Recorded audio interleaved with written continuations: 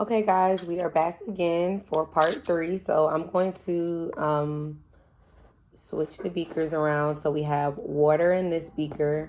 We have oil in this beaker. I'm going to now turn them back around so that you can observe what's happening here. So water is a universal solvent because it can dissolve other substances. This is why, let's just say you were making a pitcher of Kool-Aid, let's say red Kool-Aid, right? And you open up the mix and you pour the mix inside of the Kool-Aid and you stir it around, right? The mix would turn red, right?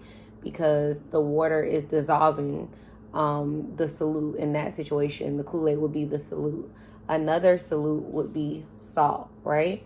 So what we have in front of us is a beaker with water and then a beaker with oil, right? So what I'm going to do is I'm going to open up the salt, right? And I'm going to pour a little bit of salt in the beaker with the water and a little bit of salt in the beaker with the oil. I'll do a little bit more, okay? So then I'm going to take my handy dandy spoon and I'm going to stir.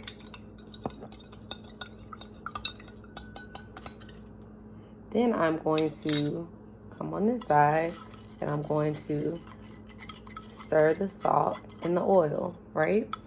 And then what I'm going to do is I'm going to give you all an airplane view of what the mixtures look like. And you can kind of see it right here before I change the camera image, but you can still see the salt right here. As a matter of fact, I don't even need to do the airplane mode. You can still see the salt, right? In the oil, right? So the oil was not able to dissolve the salt, right? But if you look at the water, salt is dissolved. I decided to go ahead and do the airplane view just because the beaker is kind of foggy and I wanted you all to actually see it from the top. So the salt is dissolved and that's just my counter again. So the beaker is kind of cloudy and my counter is a off-white color. But anyway, the salt is dissolved. You can see it right here in the water because it's a universal solvent.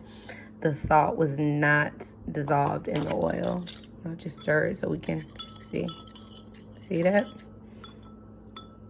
How cool.